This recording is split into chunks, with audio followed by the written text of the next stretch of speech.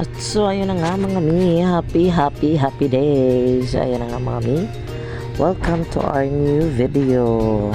For our video for today mga mi, pinaghalo-halo na natin ang ating mga ginawang video. So ayun na nga, ang una ay nag-aayos kami sa aming munting shop.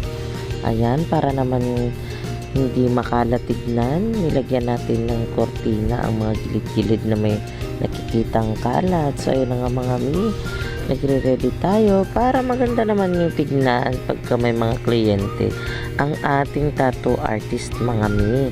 So nire-ready natin para naman hindi naman makalat, diba mga mi? So ayun na nga, natapos na nga ako dyan mga mi. Paupo-upo na lang dahil napagod talaga yan mga mi.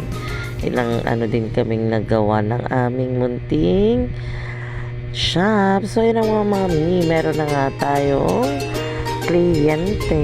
So yun na nga, nagtattoo na nga ang ating Papa Ate. Siya po ay nagtattoo na dyan. Ayan na nga po, sa pagre-ready natin. Ayan pa nga, may isa pang na tayong kliyente dyan. So minekos-mekos na muna ni Papa Artist ang ating. Yung nga pala mga mi, sa mga nagtatanong dyan at gusto ng info, pwede po kayong mag-direct message kay Jorafel ng Nitasha. Yan po ang kanyang FB account.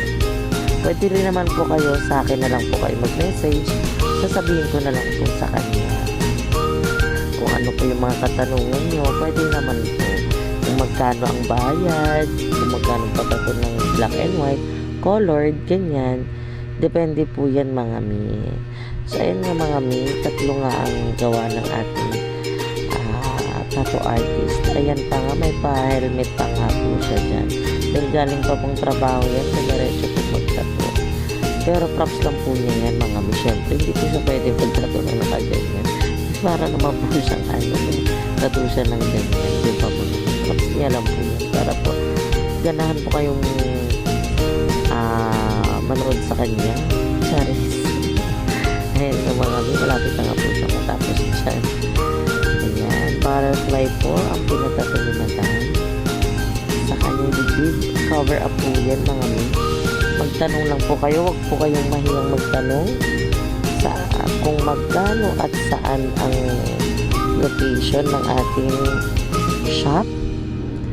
Dito lang po yan sa Samsung Street, doon yan ni Kasha, Commonwealth, Quezon City. Charis. So ayun nga mga mi, salamat nga pala sa pagsuporta nyo.